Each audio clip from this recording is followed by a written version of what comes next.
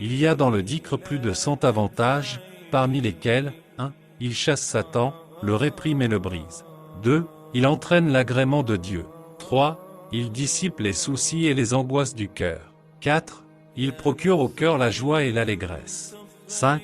Il illumine le visage et le cœur. 6. Il fortifie le cœur et le corps.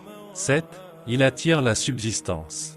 8. Il revêt l'invocateur de respect, de douceur et d'aspect agréable. Il lui procure la mention que Dieu fera de lui, comme l'indique ce verset, « Souvenez-vous de moi et je me souviendrai de vous » Coran 2/152.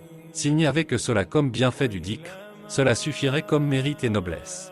Le prophète, que Dieu lui accorde la grâce et la paix, a rapporté ce que son Seigneur a dit. Celui qui se souvient de moi en lui-même, je me souviendrai de lui en moi-même. Celui qui me mentionne dans une assemblée, je le mentionnerai dans une assemblée meilleure. Cité par Bukhari. Il réconforte la vie du cœur. J'ai entendu le cheikh al-Islam Ibn Taymiyyah dire, le dhikr est au cœur ce que l'eau est au poisson. Quel serait l'état du poisson s'il venait à quitter l'eau? Il évacue la rouille du cœur. Chaque chose a sa rouille et celle du cœur, c'est l'insouciance et les passions irréfléchies et son polissage se fait par le dhikr, le repentir et la demande du pardon à Dieu. Il efface les fautes et les élimine complètement. Il compte au nombre des plus grandes œuvres et celles-ci chassent inévitablement les mauvaises actions. 19. Il détruit l'appréhension, al-washatu, qui sépare l'adorateur de son Seigneur.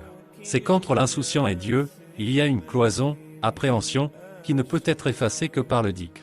Lorsque le serviteur fait la connaissance de Dieu à travers son dhikr pendant les jours heureux, il le connaîtra aussi pendant les jours sombres. En effet, lorsque le serviteur obéissant, qui invoque Dieu, est gagné par l'adversité ou demande à Dieu de satisfaire un de ses besoins, les anges disent au Seigneur. C'est une voix connue d'un serviteur connu.